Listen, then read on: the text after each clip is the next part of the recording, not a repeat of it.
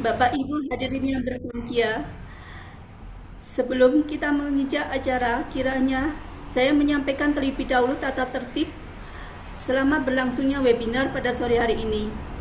1.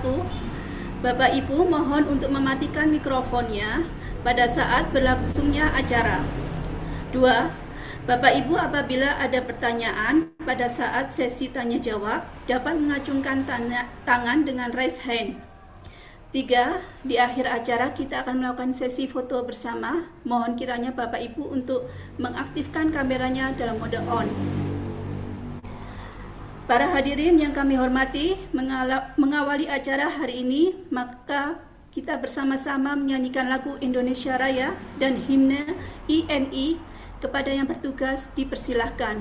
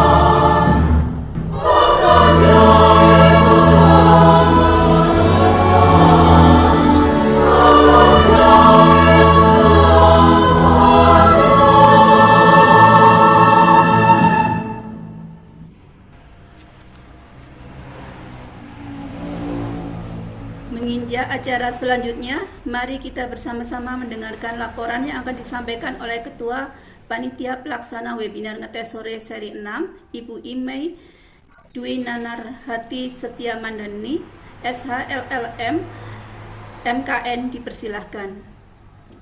Baik, terima kasih. Assalamualaikum warahmatullahi wabarakatuh. Waalaikumsalam.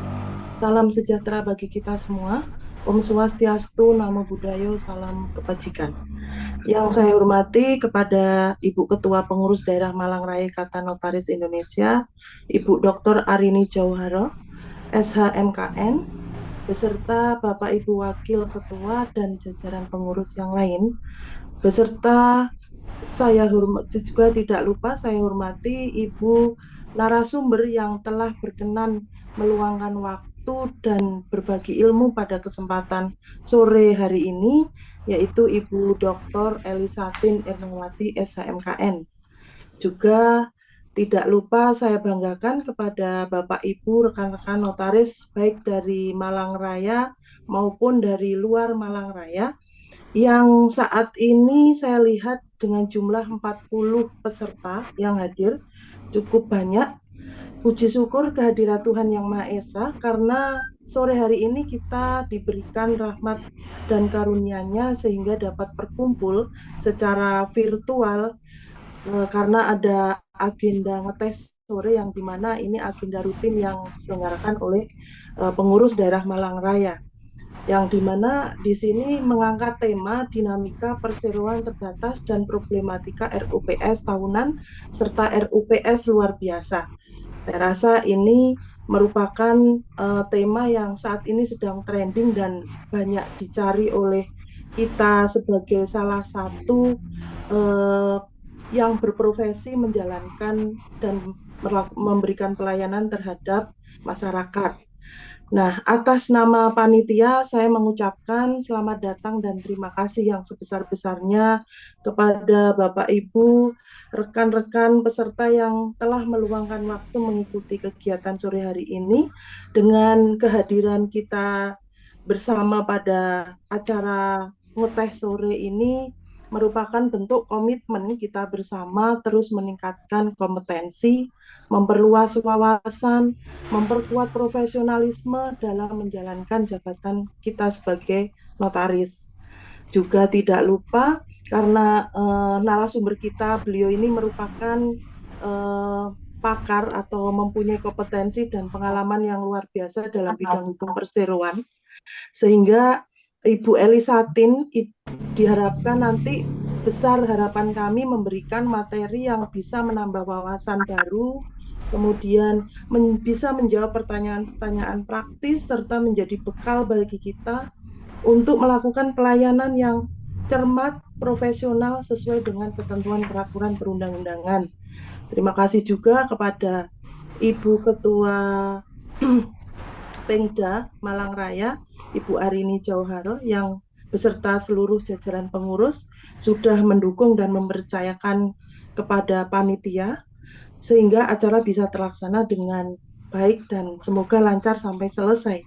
Juga terima Di kasih mana? kepada Bapak Ibu Di mana? panitia yang sudah secara Di mana? maksimal menyelenggarakan Ayang di mana? acara ngeteh sore kita hari ini. Semoga terselenggara dengan baik.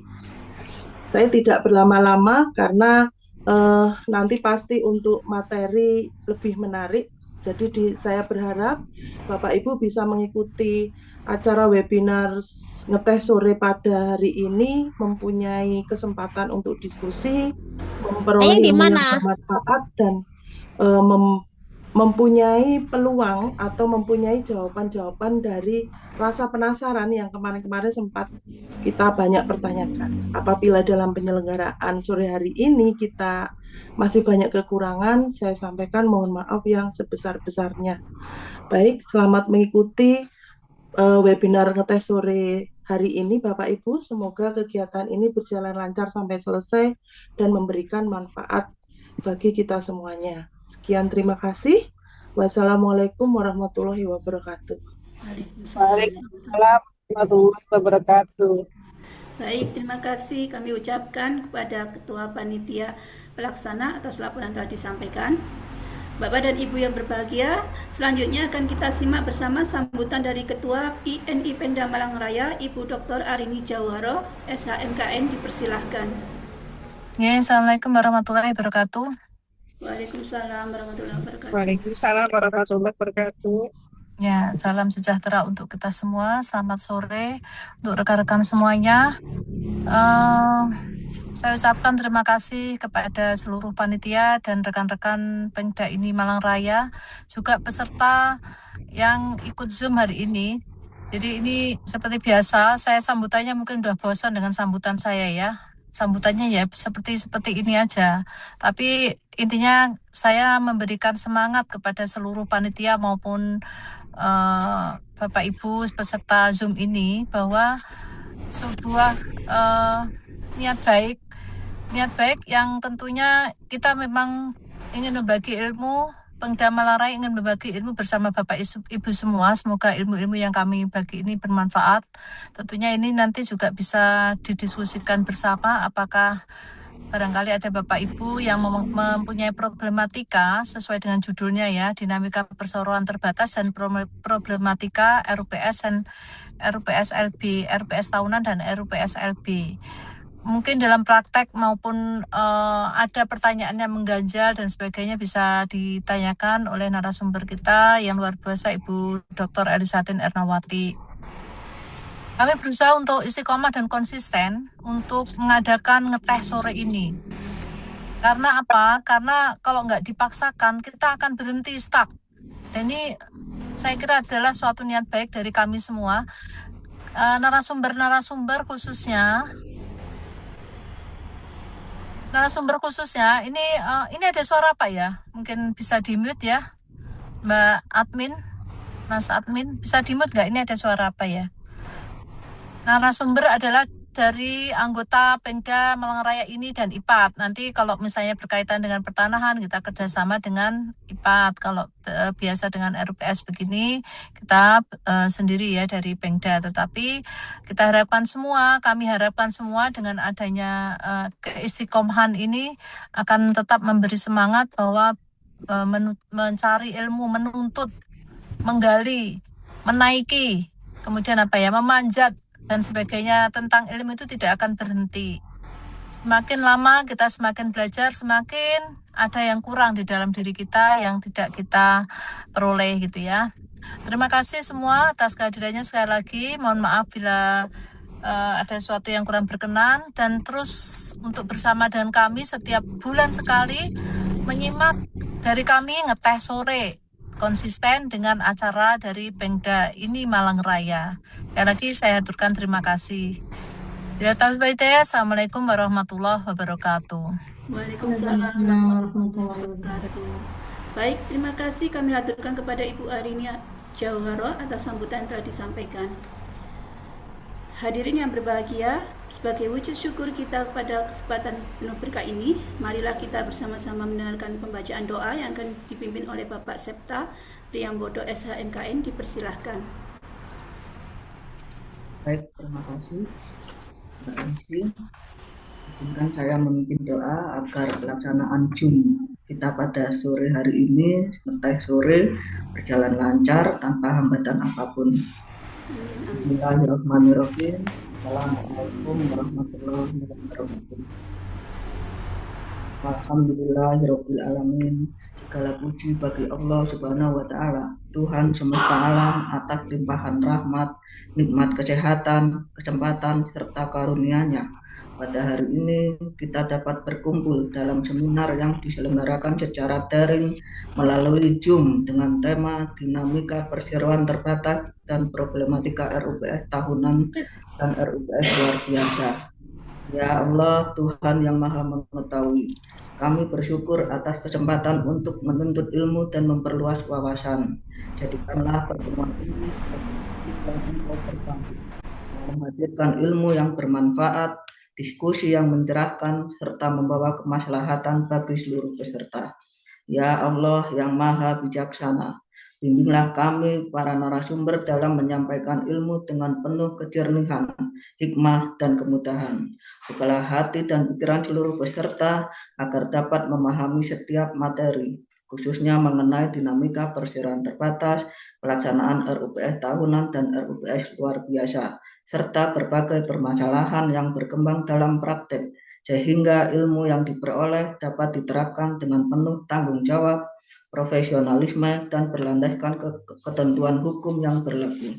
Ya Allah, tanamkanlah dalam diri kami nilai-nilai kejujuran, amanah, integritas, dan keadilan dalam menjalankan profesi, serta memberikan pelayanan kepada masyarakat. Jadikanlah ilmu yang kami peroleh hari ini sebagai bekal untuk menghadirkan kepastian hukum, kemanfaatan, dan keadilan bagi semua pihak. Ya Allah yang Maha Pengasih, lancarkanlah seluruh rangkaian acara ini dari awal hingga akhir. Jauhkan kami dari segala kendala, baik teknis maupun non-teknis. Limpahkanlah kesehatan, kekuatan, ada benar. Subhana rabbika rabbil izzati amma yasifun. Wassalamu alal mursalin. Walhamdulillahi rabbil alamin. Wassalamualaikum warahmatullahi wabarakatuh.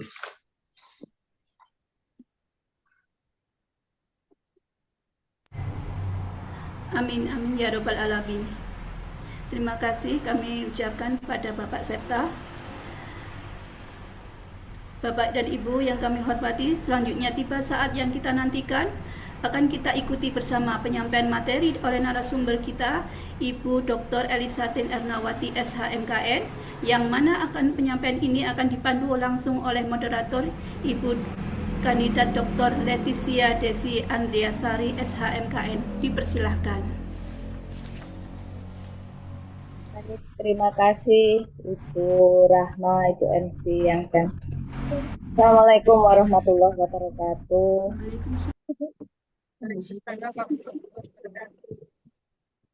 Bismillahirrahmanirrahim. Rabbi shrah li sadri wa yassir li amri wahlul 'uqdatam min lisani yafqahu qawli.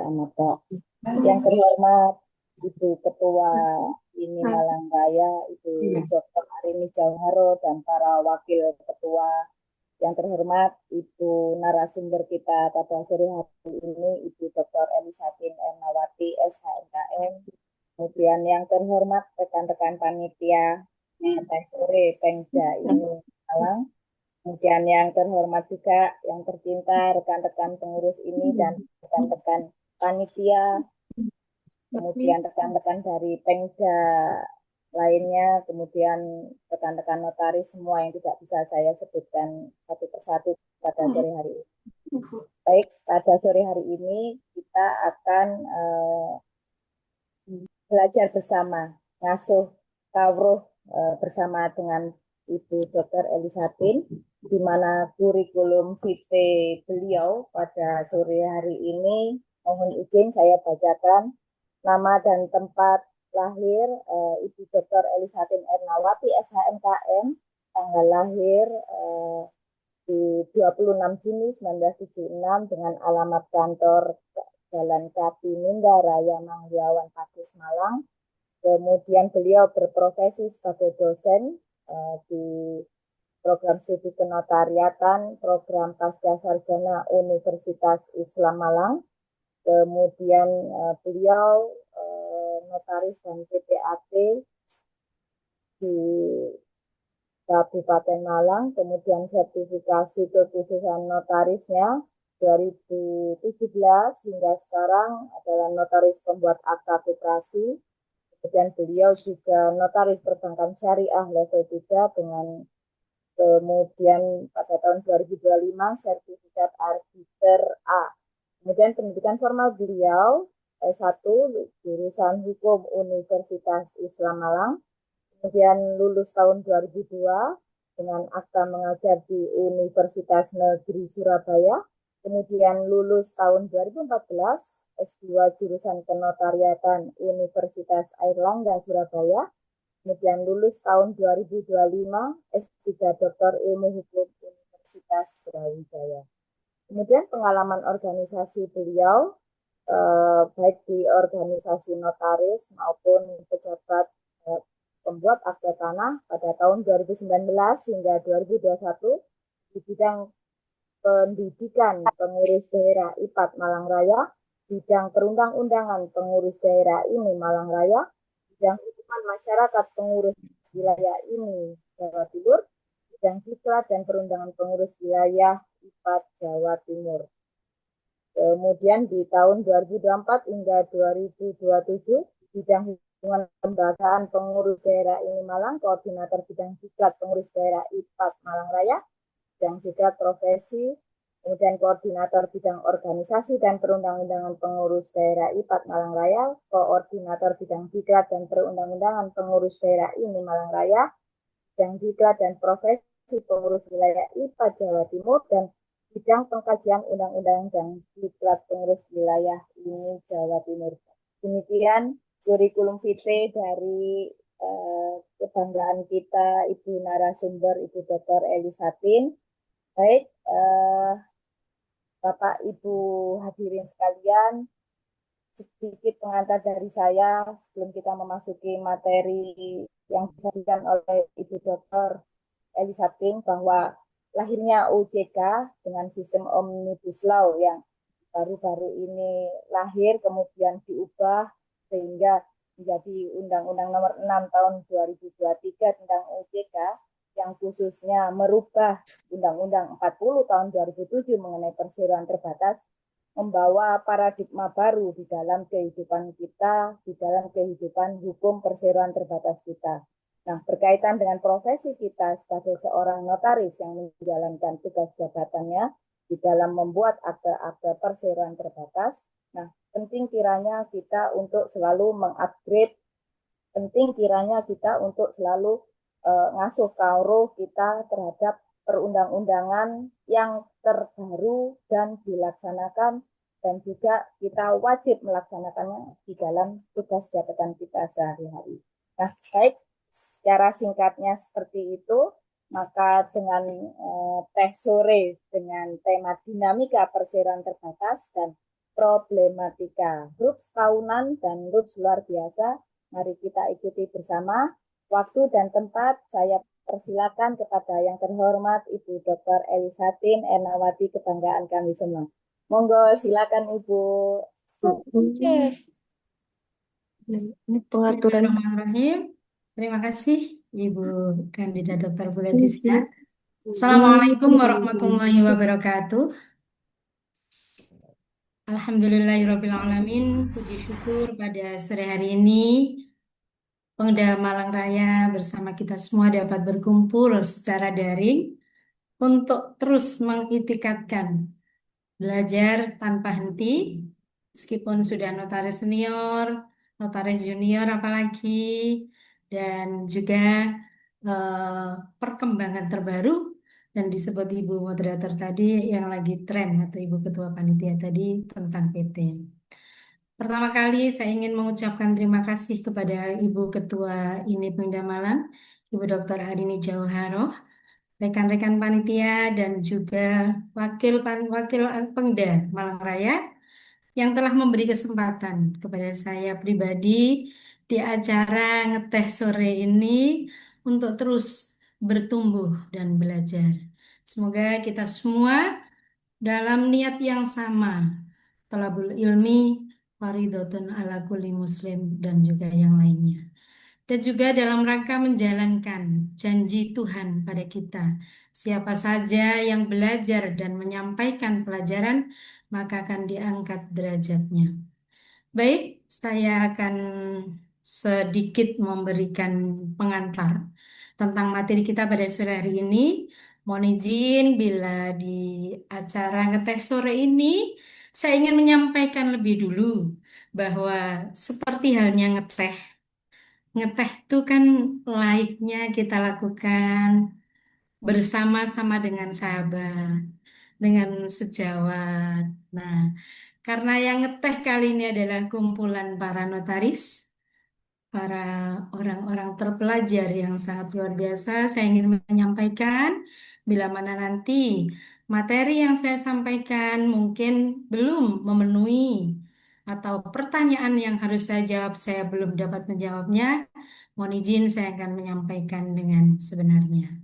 Izin saya akan share screen terlebih dahulu untuk materi saya di sore hari ini.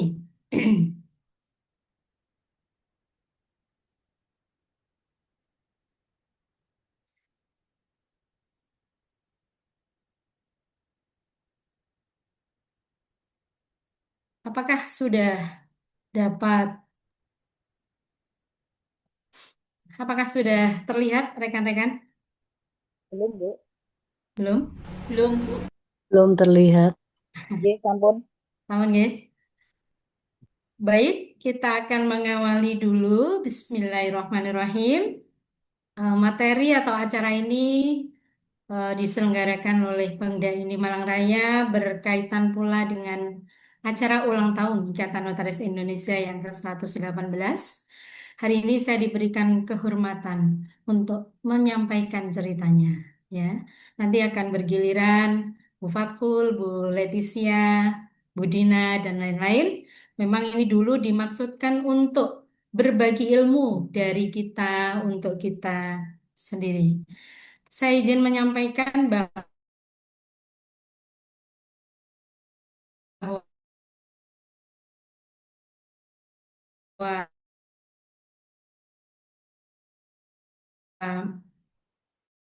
antara perseroan RUPS lainnya, sedikit saya akan membahas tentang PT Perseroan, perorangan, kemudian problematikanya, nanti mungkin akan lebih banyak secara diskusi, dan yang keenam adalah peran notaris dan tanggung jawab direksi, serta sanksi administratif dan dampaknya bagi perseroan.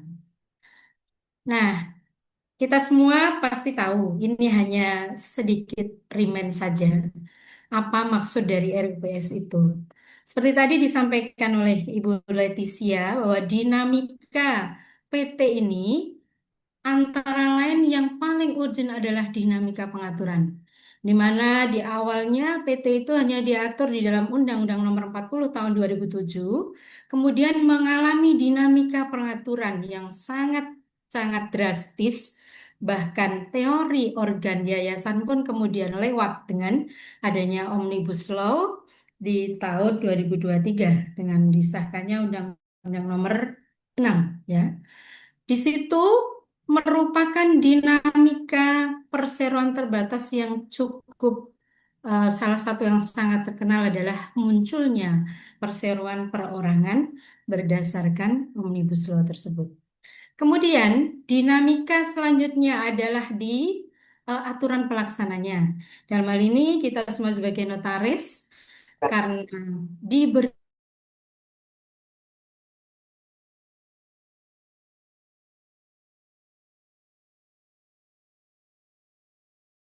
berikan anggaran dasar maupun perubahan di dalam notaris, maka kita pun wajib mengikuti dan mentelaah secara lebih baik agar di lapangan ketika kita menghadapi klien, kita dapat menerangkan sesungguhnya apa yang akan dibuat akta tersebut secara benar.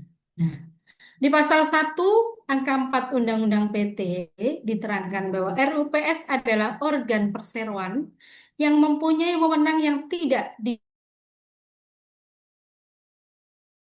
diberikan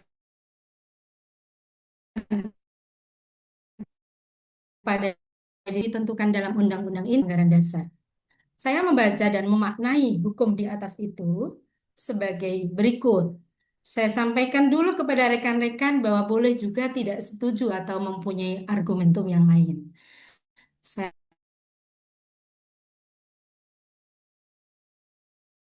pribadi menyampaikan saya memaknai bahwa RUPS adalah organ tertinggi dalam struktur PT. Saya juga ingin menyampaikan bahwa terdapat ahli atau rekan yang lain yang tidak menyampaikan seperti ini. Sebenarnya sama, cuman kewenangannya berbeda, itu juga boleh. Dan sore ini meskipun dikemas dalam ngeteh sore yang sepertinya santai, tetapi ini pun adalah merupakan salah satu kegiatan ilmiah kita untuk bersama-sama lebih mengasah lagi. Yang kedua, menurut saya RPS itu merupakan sumber legitimasi hukum, ya. Jadi, dengan RUPS ini, direksi, Dewan Komisaris, maupun adanya perubahan fundamental perseroan,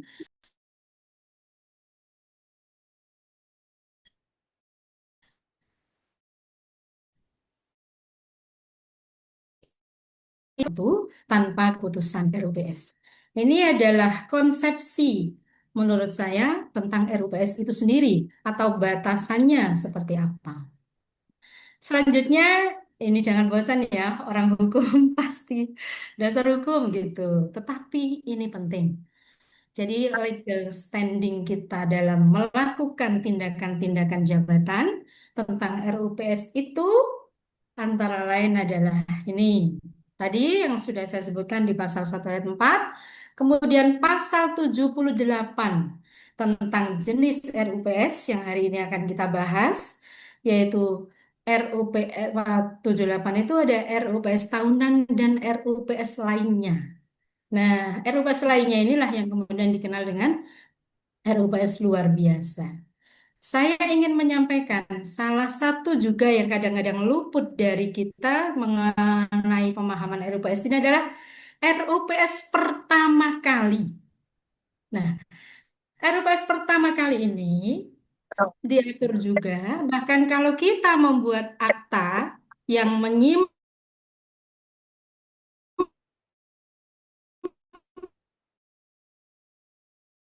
dari pengangkatan kita bahwa pengangkatan tersebut harus disahkan dalam RUPS yang pertama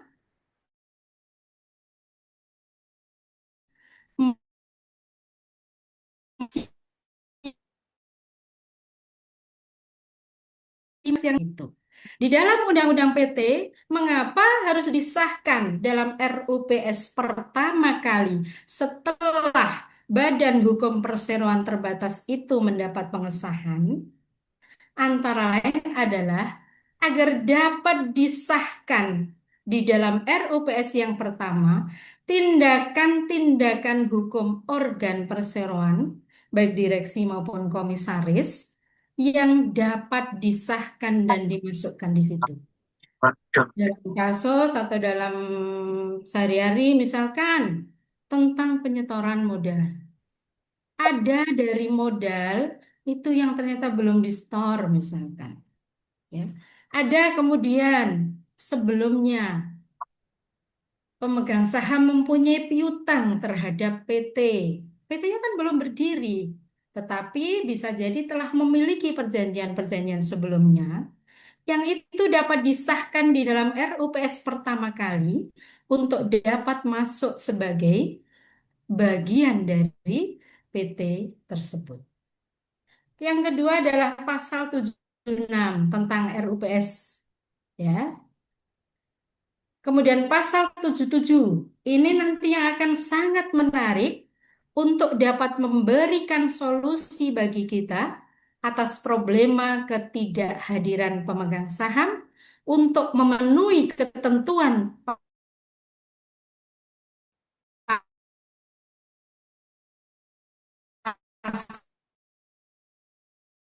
pasal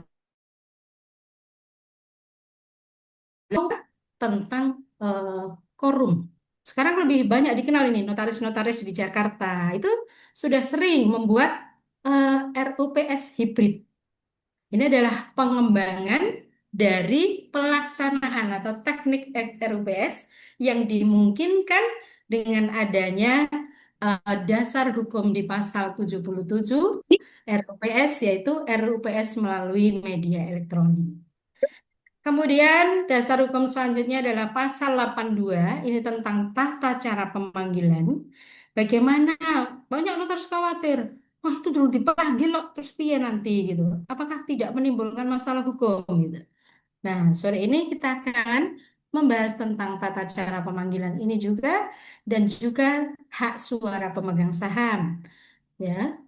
Kemudian pasal 86 dan 89 sampai 89 tentang quorum kehadiran, quorum keputusan dan voting. Kita kadang-kadang masih bingung itu hitung-hitungannya. Mencampur adukan antara quorum kehadiran, kemudian quorum saat mengambil keputusan. Di dalam pasal 86 sampai 89 ini diatur tentang itu. Nah, ini jenis perubahan PT.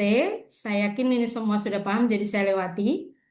Apa yang diubah pada saat perubahan itu anggaran dasarnya, Itu di pasal 21, Junto pasal 8 PP 821. Perubahan itu dikenal dua macam, yaitu perubahan anggaran dasar dan perubahan data perseroan.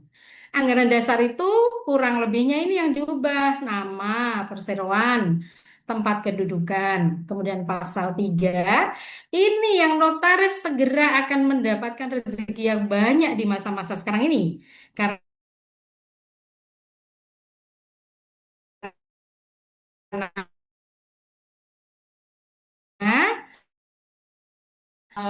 KPLI baru 2025, di mana PT-PT ini akan segera mencari Bapak Ibu Notaris untuk melakukan penyesuaian ini. Karena itu sudah banyak diblokir karena tidak bisa melakukan istilahnya perubahan di OSS. Jadi satu sisi ini adalah sumber kegembiraan juga bagi kita, tetapi eh, oleh karena itu deh ayo belajar. Yang ke ini ada jangka waktu berdirinya perseroan, kemudian besarnya modal dasar. Kemudian nomor 5 adalah pengurangan modal ditempatkan dan disetor.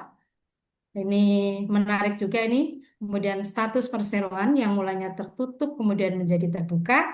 Ini adalah perubahan anggaran dasar. Saya dulu karena saking bingungnya ini nggak nemu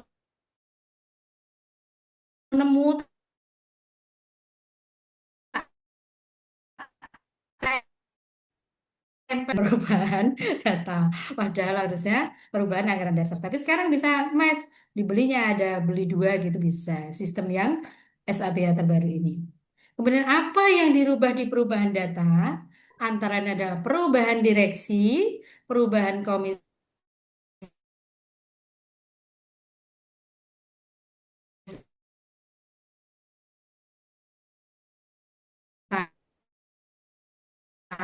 masa jabatan komisaris. Ini saya pernah di debat seorang lawyer. Bu, perubahan data itu justru penting di dalam SK kelihatan. Kemudian saya juga waktu Pak Santun yang direkturnya, saya sampaikan, Pak, klien-klien saya ini mintanya bentuknya itu SK.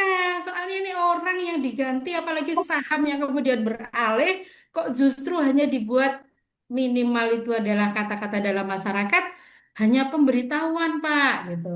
Saya pernah menyampaikan itu dan kemudian secara undang-undang di Undang-Undang PT ini diatur begini, maka sebenarnya legal risk-nya apa belum tahu. Tapi saya sendiri pribadi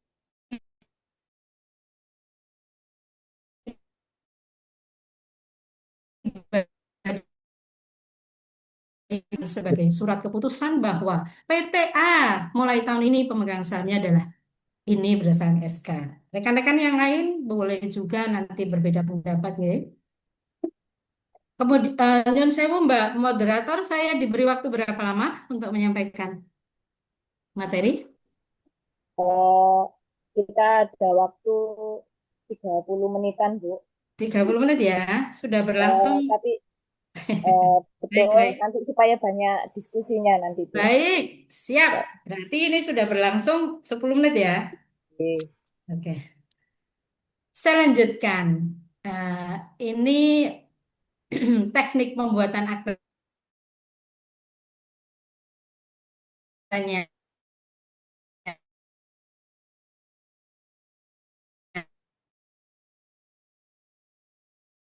Matikannya nanti ya kan seputar ini. Itu tentang perubahan direksi dan komisaris. Gimana kalau komisarisnya meninggal? Apakah ahli warisnya direksi bisa langsung dari direksi? Karena apa? Klien kita ini tidak semuanya besar.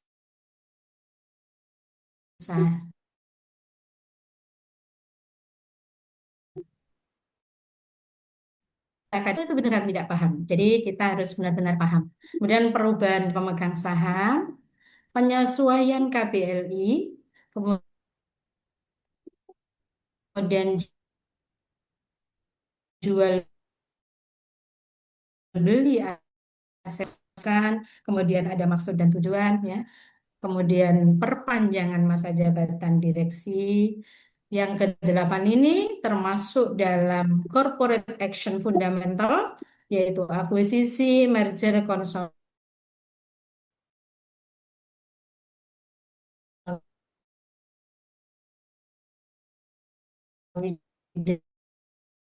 quorum di dalam pengambil keputusan itu berbeda dengan RUPS tahunan.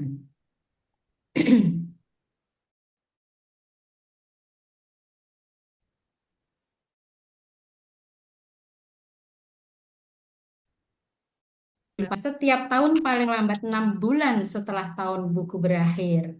Ini ada rekan yang bertanya,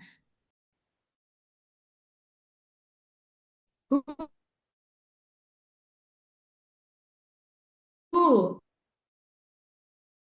apa SAK atau aturan keuangan dan akuntan memang. Nah, bagaimana kalau PT diadakan baru didirikan di Desember 2025 misalkan. Apakah tahun ini PT tersebut juga wajib melakukan laporan tahunan gitu. Karena kan tahun bukunya dia di dalam akte pendiriannya ditegaskan bahwa tahun buku berakhir di 31 Desember. Nah, bagaimana itu? Wajib diadakan setiap paling lambat 6 bulan yang agenda utamanya adalah mengesahkan laporan keuangan tahunan, menetapkan laba bersih perseroan, pengangkatan pemberhentian direksi dan dewan komisaris ini juga boleh ya. Kemudian penunjukan akuntan publik jika itu termasuk dalam salah satu perseroan yang wajib dalam laporan tahunannya itu diaudit laporan keuangannya. Kemudian hak pemegang saham dalam RUPS tahunan ini apa saja? Ya, ada itu pemegang saham yang tanya, Bu, saya kok tidak bisa ya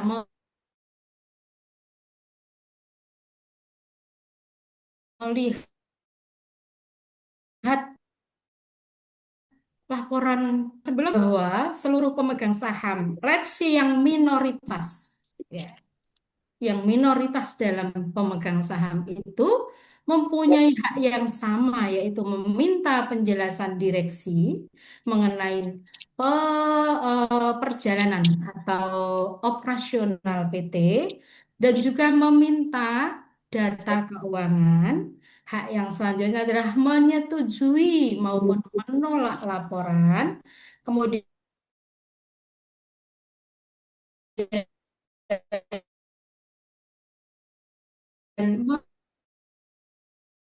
mengusung itu adalah hak pemegang saham, kemudian menentukan dividen dan mengangkat atau memberhentikan direksi atau komisaris. Ini dalam RUPS tahunan, beliau dapat berhak untuk menanyakan ini.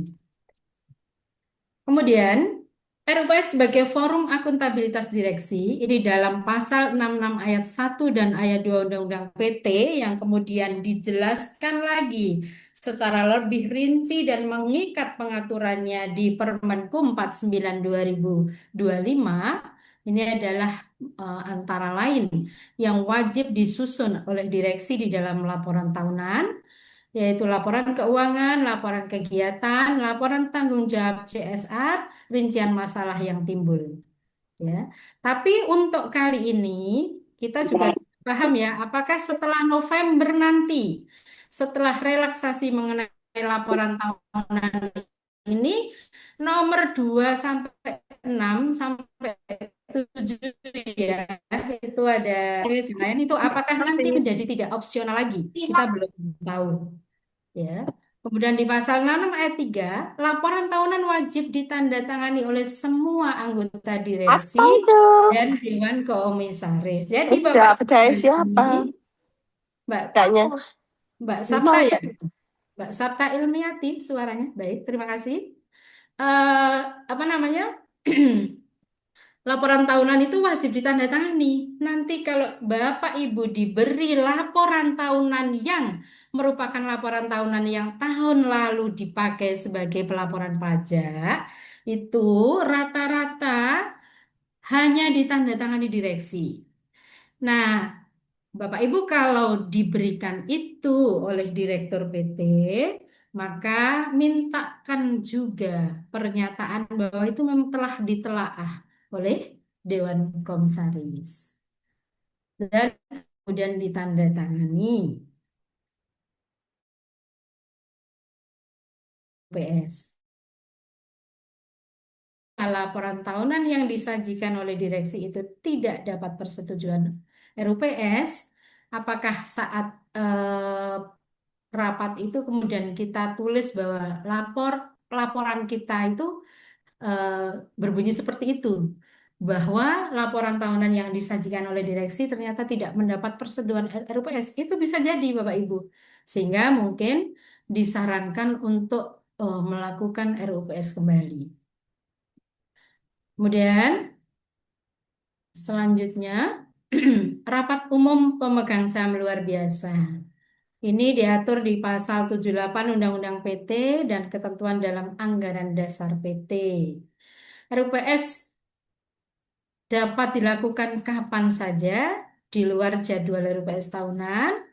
Apa fungsinya? Ada 4, yaitu merubah anggaran dasar, pengangkatan atau pemberhentian direksi, komisaris di luar RUPS tahunan. Jadi pengangkatan dan pemberhentian direksi itu dapat juga dilakukan pada saat RUPS tahunan. Kemudian pengalihan saham atau perubahan pemegang saham. Yang keempat, tadi seperti saya sampaikan, corporate action fundamentally, yaitu penggabungan, peleburan, dan pembubaran perseroan. Ini rapat sirkuler. Karena apa? Banyak pertanyaan juga. Bu, bisakah laporan tahunan ini kita sampaikan sirkuler? Bisa, ya. Circular resolution itu diatur di pasal 91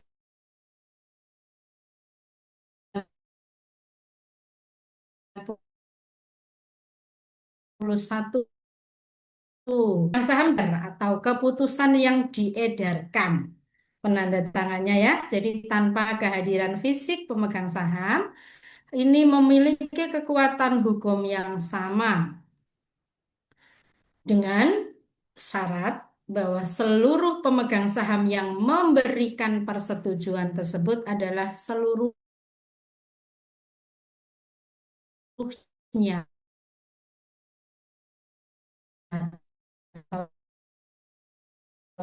Ini saya lewati saja karena ini apa sih, kita harus apa gitu kalau sedang RUPS, nanti bisa lewat diskusi. Nah, ini adalah yang sekarang lagi tren, bahwa substansi baru dari Permenkumham nomor 49 tahun 2025 yang menggantikan tahun 2021 ya. Kalau dulu di 2021 itu istilahnya berbasis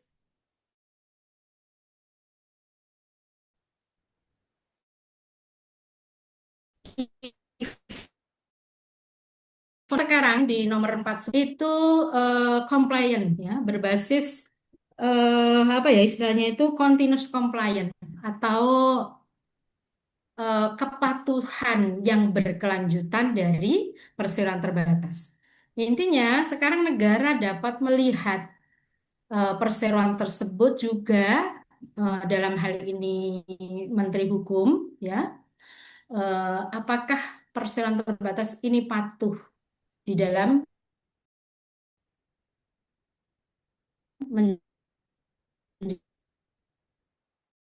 menjalankan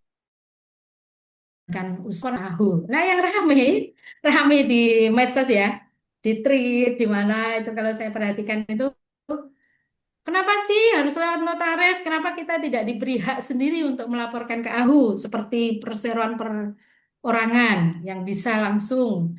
Soalnya biaya lagi gitu. Sampai dinyang semurah-murahnya kalau tentang RUPS tahunan.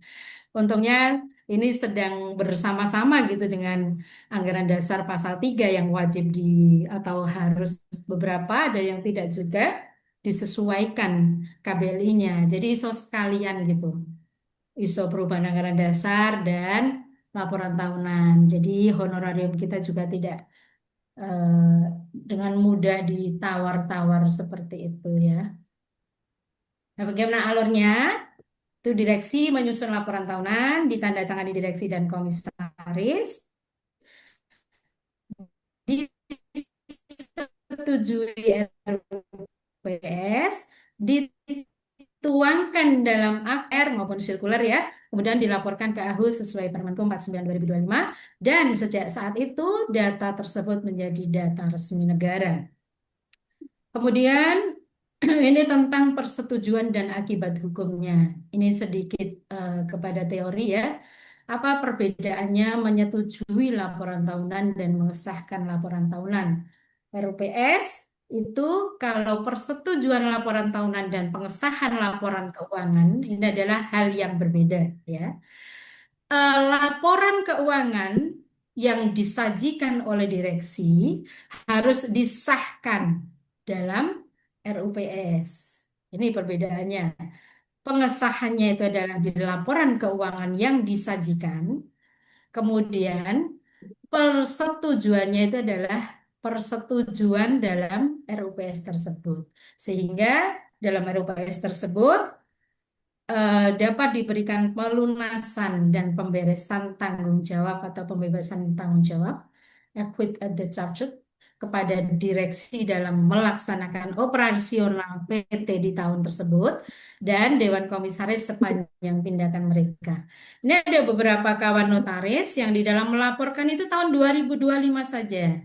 Tetapi ada juga yang memberikan pembanding karena layaknya di dalam aturan PSAK itu laporan keuangan itu ada pembandingnya year to year dari tahun 2024 terhadap tahun 2025. Tetapi bagaimana kalau saya pribadi? Saya mengikuti yang minimalis dan aman. Jadi karena di dalam permen tersebut, ya benar, permen KU tersebut kita yang diwajibkan laporan keuangan 2025 dulu ya saya hanya melaporkan yang 2025 dulu. Nah ini ya, pertanggal 1 Juni AHU Kemenkum mengharuskan pelaporan-laporan tahunan PT dan ada SK-nya di SAB ya di AHU, baik PT yang memenuhi ketentuan wajib audit maupun PT yang tidak memenuhi kewajiban audit. Ini tentang siapa saja yang wajib dan tidak, rasanya semua teman-teman sudah paham. Jadi langsung aja ke problematikanya karena waktunya tinggal sedikit. Problematika pada umumnya ya. Nanti kalau rekan-rekan mempunyai case-case problematika khusus, mari kita berdiskusi. Siapa tahu di antara kita semua ada yang dapat memberikan problem solving atas problematika teman-teman. Yang pertama itu ketidakhadiran pemegang saham. Macam-macam ketidakhadiran ini sebabnya. Ada yang di luar negeri, ada yang sudah sakit, ada yang memang tidak hadir ya. Nah, ini problematikanya. Yang kedua, quorum tidak tercapai biasanya. Yang ketiga, penolakan atas hasil keputusan RUPS. Jadi, pemegang sahamnya tidak memberikan persetujuan. Nah, gimana kalau tidak hadir pemegang sahamnya? Salah satu atau lebih pemegang saham tidak hadir secara fisik atau tidak memberikan kuasa kepada pihak lain untuk hadir, ini akan masalah dalam PT tertutup, di mana jumlah pemegang saham terbatas misalnya hanya 2 sampai 3 orang saja, sehingga ketidakhadiran 1 orang saja bisa menjadikan kendala di dalam RUPS tersebut, terutama berdampak pada quorum yang belum terpenuhi, baik quorum kehadiran maupun quorum pengambilan keputusan. Dampaknya apa? RUPS tidak dapat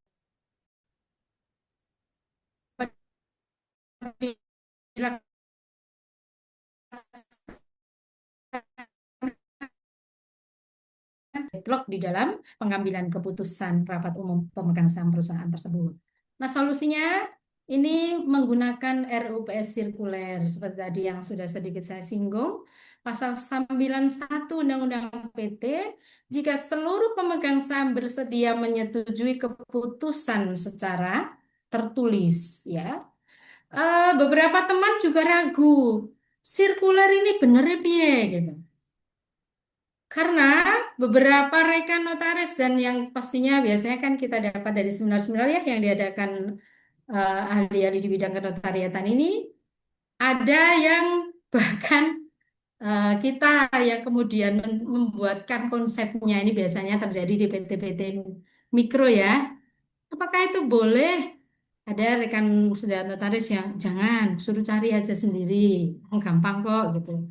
Ada notaris yang kemudian, ah nggak apa-apa lah, ini apalagi apa perusahaannya berdiri masih kecil, masih anu, dibantuin bentuk kalimat-kalimatnya gitu. Berhubung ini adalah merupakan solusi alternatif, ya gimana ya kita handling objection terhadap klien-klien kita ini yang tidak melanggar norma, tidak melanggar etik, tidak melanggar aturan-aturan PT.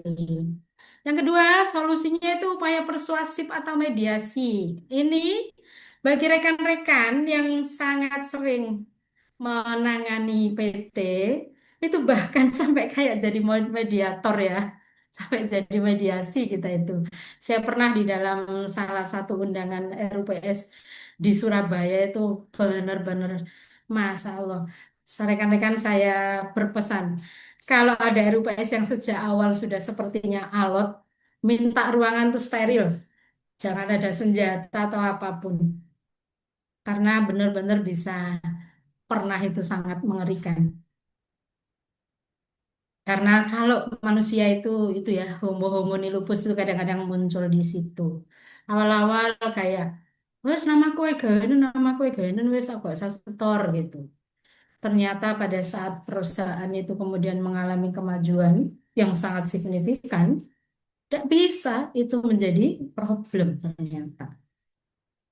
Kemudian mencantumkan klausul perwakilan dalam anggaran dasar. Ini tidak terlalu umum dibuat, tapi mari kita boleh kok memulai.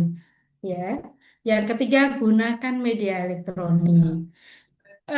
Di penggunaan media elektronik ini diatur sangat jelas di pasar 77 ya. Tetapi survei membuktikan bahwa teman-teman notaris pun masih ragu karena eh, tentang penghadapan ya. Jadi tentang pasal-pasal di UJN itu yang kemudian masih sedikit ada red line tentang RUPS dengan media elektronik. Tapi saya sudah pernah beberapa kali melakukannya. Nah, apa yang penting bagi kita notaris? Apabila ada pemegang saham yang tidak menyetujui keputusan, tapi quorumnya terpenuhi, voting mayoritas juga mengesahkan, maka keputusan tetap sah. Jangan takut. Yang kedua, keberatan dari siapapun pemegang saham, mau yang minoritas, mau yang mayoritas, harus tetap kita bunyikan di akta. Ini pentingnya apa? Untuk membuktikan bahwa notaris tidak lalai. Notaris tidak abai mencantumkan adanya peristiwa keberatan dari pemegang saham, let's say itu pemegang saham minoritas, yang bahkan kalau beliau tidak hadir pun quorum. Tapi itu tetap tidak boleh kita abaikan.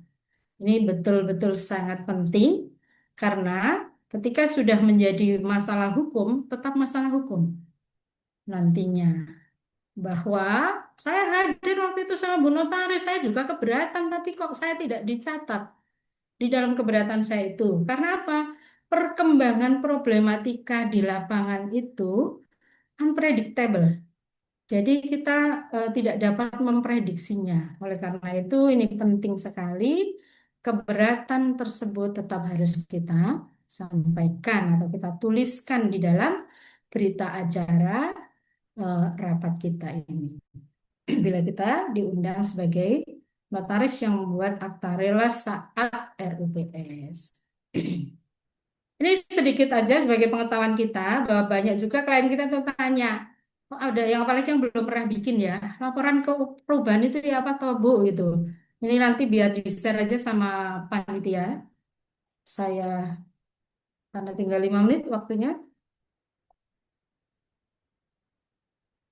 Eh, ini tadi sudah. Nah, ini adalah pentingnya menurut Undang-Undang PT dan Permenkum terbaru 49 2025 itu. Ada kan ini kita nanti juga jangan jangan heran kalau banyak PT perorangan juga akan datang kepada kita untuk merubah status badan hukumnya itu menjadi bukan lagi perorangan tapi menjadi persekutuan modal karena sudah bagus misalkan. Hmm. Yang tadi sudah juga hanya kalau ada pertanyaan apakah punya saya ini wajib audit Bu Notaris karena adanya perbedaan atau ini ya eh asetnya 50 miliar memang tapi eh tidak menghimpun dana masyarakat misalkan. Nah, itu masuk yang mana? Patokannya kita ini adalah di pasal 68 ayat 1 Undang-Undang PT. Laporan keuangan PT yang wajib diperiksa oleh akuntan publik itu satu, menghimpun dan atau mengelola dana masyarakat. Itu bank, perusahaan asuransi, dana pensiun, perusahaan pembiayaan tertentu. Yang kedua, yang menerbitkan surat pengakuan utang kepada masyarakat, obligasi, MTN, efek utang lainnya, dan PT TBK. Perseroan yang merupakan persero. Ini ada salah satu teman saya yang banyak rapatnya persero ini di Gresik. Apakah hari ini boleh hadir ya? Kemudian memiliki aset dan atau jumlah peredaran usaha tertentu. Undang-Undang PT menyebutkan batasan ini ditentukan melalui peraturan perundangan. Dalam praktik, banyak perusahaan menggunakan parameter aset dan omset yang mengharuskan audit sesuai ketentuan sektor usaha masing-masing. Nah, ini aset dan omset ini yang kadang-kadang menimbulkan pertanyaan ya. Nah, diwajibkan oleh peraturan perundangan lain, misal perbankan memang wajib audit, pasar modal, asuransi juga wajib, lembaga pembiayaan, yayasan tertentu juga ada yang wajib audit, kemudian koperasi tertentu.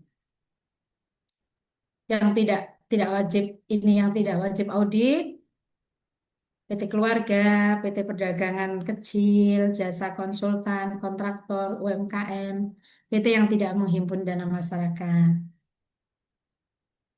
Nah, risiko bila notaris tidak netral dalam sebenarnya notaris itu kan tidak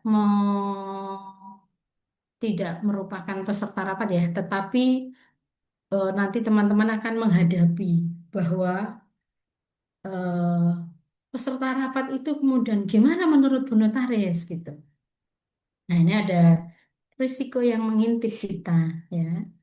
Bila kita di dalam menjelaskan atau melaksanakan kewenangan kita menurut pasal 15 UJN memberikan penyuluhan hukum tentang akta yang mau kita buat itu tidak netral. Akta kita dapat dianggap sebagai cacat hukum dan bisa digugat pembatalan. Notaris dapat dimintakan pertanggungjawaban etik maupun hukum jika terbukti berpihak atau tidak akurat mencatat jalannya RUPS. Nah, ini problematika ini di lapangan kita rekam ya. Karena rekaman itu benar-benar tidak bisa diimbangi dengan kepintaran kita mencatat. Tetap ada itu yang kalau kita tidak merekam itu hal yang terlewat. Kemudian yang terakhir ini adalah RUPS tidak menggugurkan tanggung jawab direksi. Apa maksudnya? Direksi adalah pihak yang tetap bertanggung jawab atas laporan dan kepatuhan. Ini diatur di pasal 92 ayat 1 Undang-Undang Nomor 40, di mana direksi menjalankan pengurusan perseroan untuk kepentingan perseroan dan juga untuk menjalankannya sesuai dengan maksud dan tujuan perseroan. Pasal 66 ayat 1, direksi wajib menyusun laporan tahunan. Pasal 66 ayat 3, laporan tahunan wajib ditandatangani oleh direksi dan Dewan Komisaris. Ini dari bulan Juni kemarin beberapa persidangan terbatas yang meminta saya membuat laporan di SHBM-nya itu rata-rata PT kecil itu menggunakan laporan perpajakan mereka di tahun 2025. Bagaimana sikap kita? Apakah minta komplit 77-nya gitu? Ya kalau bisa ya tidak apa-apa kita minta. Tapi kalau tidak bisa karena mandatorinya sekarang itu yang wajib dilaporkan masih 2025 saja. Kemarin saya memilih yang 2025 saja dan juga poin 1 saja tentang laporan keuangan. Nah, walaupun RPS memberi a quit at the charge, Undang-Undang PT membatasi efeknya yaitu sepanjang atau sejauh tercermin dalam laporan. Artinya, direksi tetap bertanggung jawab jika ada fakta yang disembunyikan, laporan tidak benar, atau terjadi pelanggaran hukum. Nah, ini yang ramai diperbincangkan di kalangan kita notaris adalah adakah pertanggungjawaban notaris kalau ternyata laporan yang diberikan kepada kita, yang kita catat pada saat rapat dan kita laporkan itu terdapat unsur-unsur ini. Ada fakta yang disembunyikan, laporannya ternyata tidak benar, atau terjadi pelanggaran hukum. Ini diskusi yang cukup menarik ya. Sanksi administratif bagi perseroan. Nah, untuk menjawab itu tadi, ini, bila perseroan persekutuan modal yang tidak melaksanakan kewajiban atau yang telah melewati batas waktu penyampaian, kemarin kan dikasih batas waktu sampai Juni, tetapi masih ada relaksasi sampai November.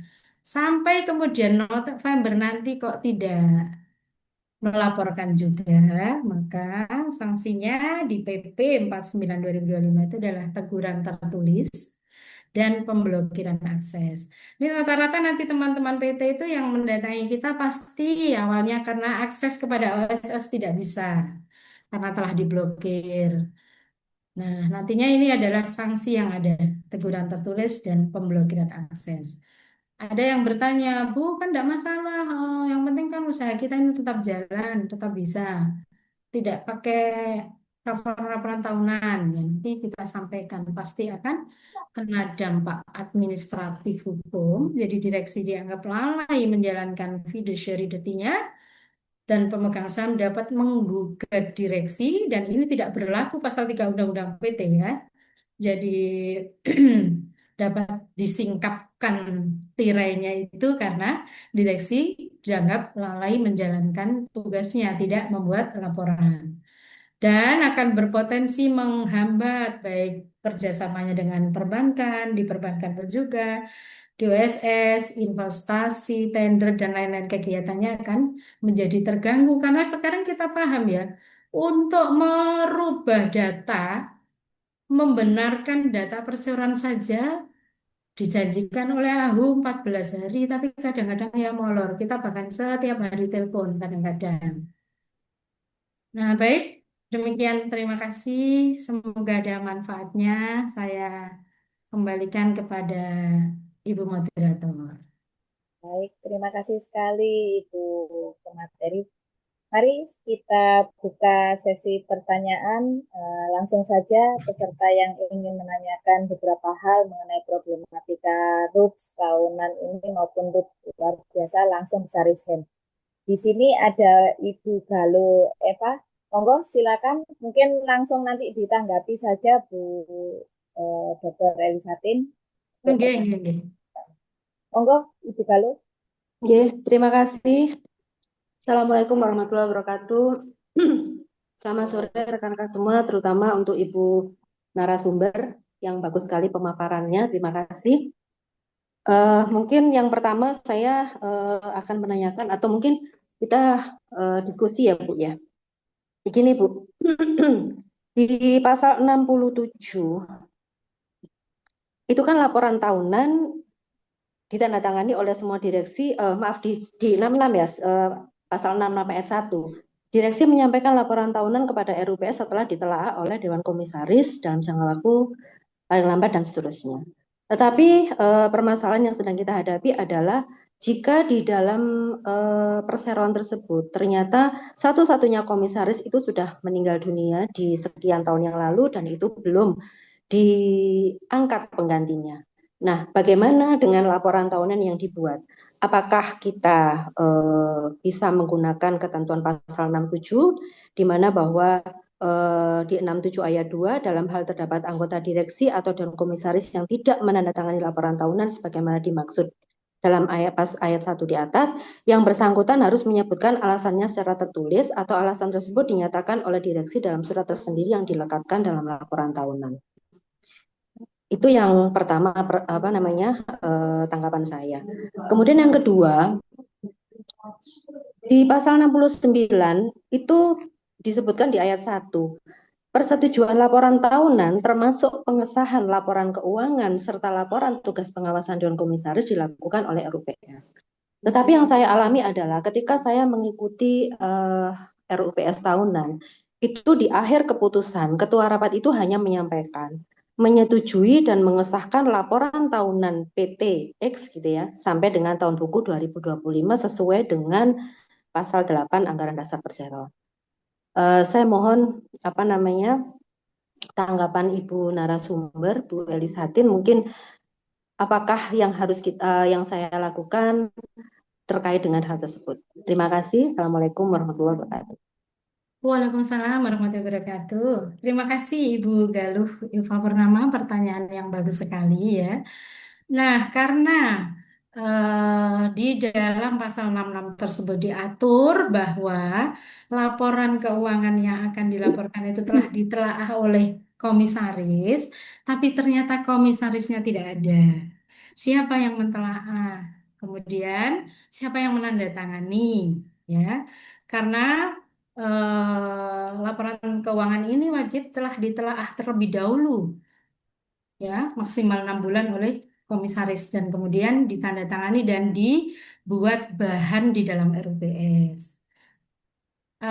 Harus diberikan alasannya itu di pasal 61 ayat 4-nya. Nah, itu bisa digunakan Ibu pilihan pertamanya. Diberikan alasan bahwa tapi gini, organ yayasan ini kalau saya Bu Galuh akan menyampaikan kepada klien tersebut untuk melakukan pengangkatan komisaris terlebih dahulu, menggantikan komisaris yang telah meninggal. Ya, karena apa? Di dalam Undang-Undang PT juga mengatur bagaimana komisaris itu berhenti atau selesai jabatannya, misalkan adalah karena meninggal dunia. Jadi harus itu kita sampaikan kepada PT tersebut untuk mengangkat komisaris dulu agar laporan keuangan tahunan tersebut ada yang menandatangani, ada yang mentelaah. Apalagi itu bertahun-tahun lama sudah tidak ada. Jadi kita lakukan sampaikan. Karena pengangkatan tadi kan dapat dilakukan juga di dalam RUPS tahunan. Jadi sekalian. Oke, baik. Jadi Iya. tidak terpisah ya, Bu ya. Jadi di RUPS tahunan tersebut sekaligus untuk pengangkatan komisaris, tetapi kan harusnya lebih dahulu laporan tahunan itu ditandatangani ya, Bu ya, sebelum RUPS dilaksanakan. Seperti ini ya. Tadi saya sampaikan di materi laporan tahunan. Di materi tentang duluan mana sih ini kita benernya gitu. Membuat laporan tahunan dulu karena perintah ini ataukah mengangkat komisaris dulu gitu ya. Sedangkan komisaris yang baru diangkat ini kan pasti tidak melakukan pengawasan terhadap pelaksanaan perusahaan oleh direksi yang kemarin. Ya. Tetapi kalau saya Ibu Galuh akan tetap sama. Tadi saya sampaikan di pasal 66 bahwa RUPS tahunan itu dapat juga dimuat agenda mengenai pengangkatan komisaris. Saya ceknya lagi. Atau kita baca bersama-sama tentang Undang-Undang PT yang pasal 66 mengenai laporan keuangan. Jadi kalau saya gitu Ibu Galuh, di dalam RUPS tahunan itu juga mengangkat komisaris karena meninggal dunia itu tadi. Kemudian di laporan tahunan itu diberikan telaahnya oleh komisaris yang baru diangkat. Atau karena juga tetap ada kemungkinan memberikan penjelasannya kenapa belum ditelaah dan belum ditandatangani oleh komisaris, itu dapat dijelaskan alasannya. Demikian, Ibu. Berarti untuk laporan pertanggungjawaban Dewan Komisaris tidak perlu dilampirkan, Bu, atau tetap? Karena kan Tetap baru diangkat. dilaporkan dengan alasan ketidak ada tadi. Tapi Oh. itu tadi saya sampaikan, kalau saya di dalam RUPS tahunan yang dilakukan ini kan boleh relaksasi, Bu. Dan bahkan kalau RUPS-nya itu sudah yang lalu pun kan tidak dibatasi dengan 30 hari di pelaporan-laporan tahunan ini. Betul. Jadi kalau saya itu akan menyampaikan saran kepada perseroan terbatas tersebut. Di dalam RUPS tahunan ini agendanya adalah itu tadi. Pengangkatan komisaris dan juga pelaporan tahunan. Cuman begini Bu, khawatirnya kalau misalkan katakanlah dulu di komisaris itu di PT tersebut komisarisnya yang meninggal itu adalah nama si A. Kemudian kita mengangkat komisaris baru bernama B. Pada saat kita akan melaporkan perubahan tersebut kan nanti terkena verifikasi substantif ya Bu. Iya, Nah, betul. verifikasi substantif itu kan syaratnya kalau misalkan belum melakukan laporan tahunan kan tidak bisa. Bagaimana Ibu solusinya? Nah, kalau yang sekarang ini masih bisa, Mbak Galuh, karena masih relaksasi sampai November. Bagaimana sih caranya ya? Baik itu peralihan saham karena waris, atau peralihan organ direksi dan komisaris karena meninggal sementara, pasti itu nanti akan dilakukan oleh AHU itu verifikasi substantif. Kalau direksi kan tetap harus dalam pengangkatan direksi menggantikan yang meninggal atau tidak menggantikan yang meninggal, itu kan tetap harus kita cantumkan nomor telepon yang lama, ya Mbak Galuh ya. Ya, betul. Nomor telepon yang harus kita cantumkan. Ini terjadi ketika kemarin saya melakukan laporan tahunan untuk salah satu PT DMK namanya. Itu juga komisaris dan sekaligus pemegang sahamnya itu meninggal dunia. Di awalnya saya ke AHU seperti itu, bersamaan gitu. Kemudian akhirnya sama AHU saya diminta masing-masing. Ibu dibuat akte masing-masing. Jadi saya buat RUPS tahunan dulu yang mencantumkan, karena ini kebetulan dua ya, pemegang saham dan juga komisaris. Akta dulu, akta pembagian warisnya juga, karena biar sekalian jadi satu. Kemudian eh, akta pengalihan hak atas saham itu, dan karena itu kita dapat meminta data yang baru kepada perseroan tersebut untuk bisa kita input di SAPH. Setelah itu kemudian laporan tahunannya saya laporkan. Seperti itu Mbak Galuh. Berarti dalam satu akte RUPS tahunan ya, Bu? Ya, yang kemarin saya lakukan seperti itu. Berarti kalau misalnya dalam satu RUPS tahunan ketika kita akan mengupload untuk perubahan pengangkatan komisaris, tetap akte RUPS itu yang kita laporkan berarti. Iya, betul. Baik Bu, tadi yang kedua Bu, mengenai pasal 69 tadi itu. Gimana tadi pertanyaannya Mbak Galuh, mohon diulang? Yang di pasal 69 ayat 1, itu kan di situ dicantumkan persetujuan laporan tahunan termasuk pengesahan laporan keuangan serta laporan tugas pengawasan dan komisaris dilakukan oleh RUPS. Tetapi ketika kemarin saya menghadiri RUPS itu, Ketua Rapat terakhir pada waktu keputusan rapat itu hanya menyampaikan menyetujui dan mengesahkan laporan tahunan PT tersebut sampai dengan tahun buku 2025 sesuai dengan pasal 8 Anggaran Dasar. Nah, saya hanya mencatat karena ini kan relasi ya Bu ya. Jadi sesuai dengan kejadian yang saya saksikan atau yang saya ikuti di dalam rapat tersebut, itu yang saya cantumkan. Bagaimana Bu menyikapi hal ini? Apakah tidak masalah karena di sini hanya menyebutkan menyetujui dan mengesahkan laporan tahunan, tidak ada laporan keuangan. Apakah sudah termasuk yang dimaksud di dalam laporan tahunan ini adalah termasuk laporan keuangan dan laporan tugas pengawasan dengan komisaris? Itu Bu. Nah, laporan tahunan tadi kan kita lihat isinya apa saja Ibu Galuh. Yes, isinya termasuk laporan keuangan. Nah, kita sampaikan bahwa di dalam laporan tahunan itu salah satu isinya dan itu harus disetujui dan disahkan oleh pemegang saham. Kemudian alurnya kita laporkan ke Kemenkumham. Itu ini. Jadi direksinya menyusun laporan keuangan. Direksinya kan ada. Tapi Ya. tidak ada syarat bahwa laporan tahunan yang akan dilaporkan di dalam RUPS tahunan di SHBA ini adalah telah ditelaah atau Oh, dibahasakan telah ditandatangani oleh komisarisnya. Nah, ini yang berbeda. Masalahnya yang pertama adalah laporan tahunan itu yang dibuat direksi itu belum ditelaah oleh komisaris karena komisarisnya meninggal dunia. Itu tidak ada masalah kalau komisarisnya ganti orang. Karena ini tentang jabatan, jadi bukan tentang personelnya dulu A, kemudian sekarang B. Karena kita ingat ya di eh, persoalan terbatas ini adalah entitas terpisah dari pribadi. Jadi tidak masalah, bukan loh. Kemudian dipastikan lagi kalau menyetujui dan mengesahkan laporan tahunan, pastikan laporan tahunan itu berisi itu tadi, berisi laporan keuangan. Ya, kalau yang sekarang diminta itu kan ada 7, tapi yang 6 itu masih opsional. Nih, laporan keuangan dikasih juga harus sesuai standar akuntansi. Kalau ditanya lagi gimana sih sesuai akuntansi, di bawah tadi sedikit saya singgung ya. Yang kedua, ini yang wajib, ini aja. Jadi diberikan penegasan bahwa yang disetujui itu laporan tahunan itu ya laporan keuangan, oke. ya. Laporan keuangan justru. Nah, cuman itu sedikit masalah laporan keuangannya ini ditandatangan direksi tok dan distempel. Belum ditelaah karena meninggal. Nah, itu tadi maka solusi dari saya di dalam rapat tahunan ini juga mengangkat komisaris agar ada yang mentelaahnya. Kan itu di kemarin itu kan maksimal 6 bulan. Tapi dengan peraturan yang baru ini kan semua masih diberikan relaksasi.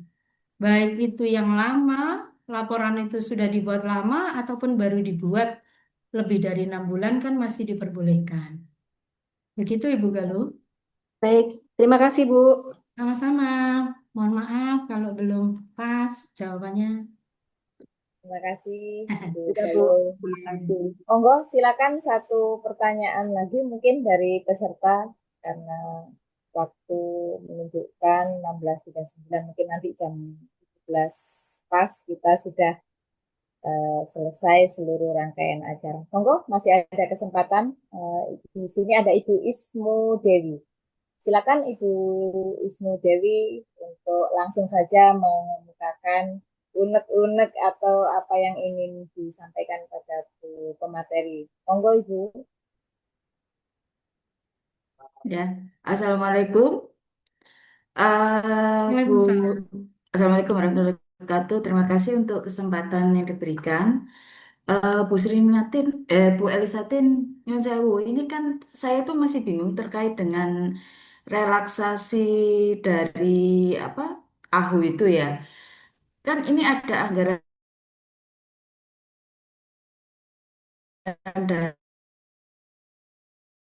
dasar itu di laporan keuangannya, Bu. Untuk RUPS laporan tahunannya itu berkaitan dengan laporan keuangan ini kan batasnya sampai 30 Juni. Nah, itu biasanya kalau gitu kan kita bikinkan RUPS laporan tahunan. Nah, apabila lebih dari 30 Juni ini terlepas dari relaksasi ya, saya ingin melihatnya secara hukum aja. Apakah kita bisa tetap menggunakan sebagai RUPS laporan tahunan atau masuk ke RUPS luar biasa? Itu, Bu. Terlepas dari aturan AHU memperbolehkan kita untuk tetap laporan tahunan ya, Bu ya. Itu Bu Elisatin, terima kasih. Hanya itu aja. Monggo langsung Bu Elisatin untuk menanggapi.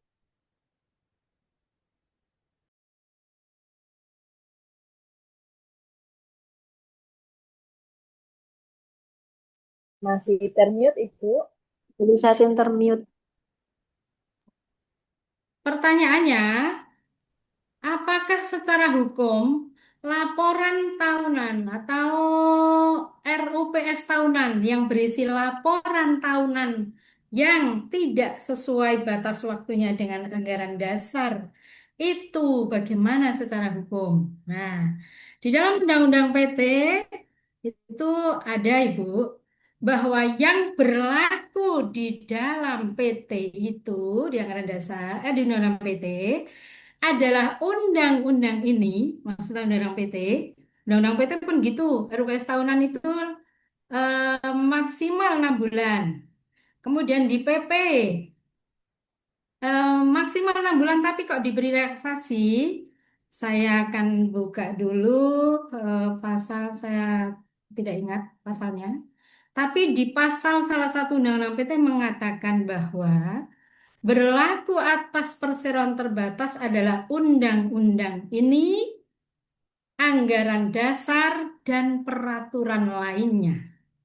Nah, PP 2, PP 49 2026 ini antara lain termasuk peraturan lainnya yang berlaku. Menurut saya, secara hukum maka tetap sah, tidak masalah. Begitu, Bu Ismu. Nanti Berarti saya judulnya, bukanya Undang-Undang PT. berarti judulnya itu nanti tetap RUPS laporan Tetap tahunan RUPS gitu ya, Bu? tahunan. Nggak Ya, Ibu. masuk luar biasa ya? Tidak masuk luar biasa. Karena memang sejak awal ditentukan bahwa itu adalah RUPS tahunan yang agendanya berbeda dari RUPS luar biasa. Laporan keuangan tahunan itu hanya disampaikan di RUPS tahunan, tidak disampaikan di RUPS luar biasa. Begitu, Ibu? Baik, Bu. Terima kasih. Sama-sama. Terima kasih Bu Wisnu Dewi dan Ibu Galo Eva. Baik, ini dengan sangat terpaksa keterbatasan waktu kita, mungkin diskusi pada ngeteh sore hari ini, Bapak Ibu sekalian, saya sangat berat hati, mungkin bisa kita akhiri tanpa ada kesimpulan apapun. Kenapa tidak ada kesimpulan? Karena memang diskusi-diskusi ini tetap harus kita hidupkan bersama-sama. Terima kasih kepada Ibu Pemateri, Ibu Dr. Elisating Enawati. Semoga apa yang Ibu paparkan pada sore hari ini memantik diskusi-diskusi berikutnya di sesi-sesi ngeteh sore berikutnya. Terima kasih Bapak Ibu sekalian. Akhir kalam bahwa saya sebagai moderator mengakhiri diskusi ngeteh sore kita pada sore hari ini. Dan acara saya kembalikan lagi kepada MC Ibrahma Aziza. Terima kasih Bapak Ibu sekalian dan mohon maaf atas segala kekurangan kami. Wabillahi taufiq wal hidayah. Assalamualaikum warahmatullahi wabarakatuh. Selamat sore Bapak Ibu. Waalaikumsalam warahmatullahi wabarakatuh. Baik, terima kasih kepada narasumber dan moderator yang atas materi yang telah disampaikan. Semoga bermanfaat dan membawa berkah pada kita semua. Bapak Ibu, sebelum kita akhiri kegiatan webinar hari ini, terlebih dahulu dipersilakan pada Ibu Ketua untuk menyerahkan cenderamata kepada narasumber secara virtual. Maaf Mbak, saya lagi di luar, diwakili Mas Septa. Oh, diwakili Pak Septa. Iya, saya lagi nggak di lapangan. Monggo Pak Septa, mungkin mewakili Ibu Ketua. Tolong foto bersama ya, habis itu ya. Siap Bu, nggih. Udah banyak yang keluar pesertanya Bu, tadi banyak tadi. Bu Nur Rahma, secara virtual saya mewakili NI Pemda Malang Raya. Terima kasih kepada Ibu Dr. Elisa diskusi ngetes sore hari ini. Ya, mungkin seperti itu. Mohon maaf apabila dalam pelaksanaan ada kekurangan. Bu Dokter, terima kasih. Baik. Terima kasih Mas Septa. Baik, terima kasih Pak Septa. Selanjutnya izin Bapak Ibu, sebelum kita berpisah, mohon kiranya Bapak Ibu untuk mengaktifkan kamera karena kita akan melakukan sesi foto bersama. Pada yang bertugas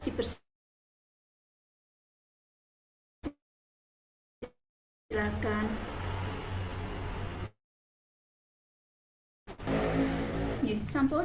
Terima kasih. Alhamdulillah, Bapak dan Ibu hadirin yang berbahagia, sesi demi sesi acara webinar sudah kita lewati.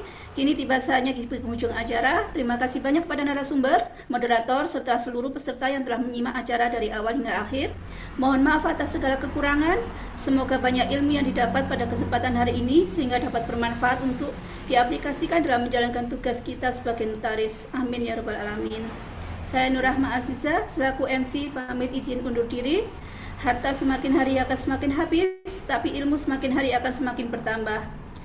Pohon pisang tumbuh di taman, tumbuh subur dekat meranti. Salah dan khilaf mohon dimaafkan. Sampai jumpa di lain hari. Wabillahi taufiq wal hidayah. Wassalamualaikum warahmatullahi wabarakatuh. Waalaikumsalam warahmatullahi wabarakatuh. Terima kasih Bu narasumber. Sumber Ibu Leticia. Terima kasih. Terima kasih semuanya. Izin undur diri. Terima kasih. Terima kasih ya. Sukses selalu, sehat-sehat Mohon maaf semua. ya.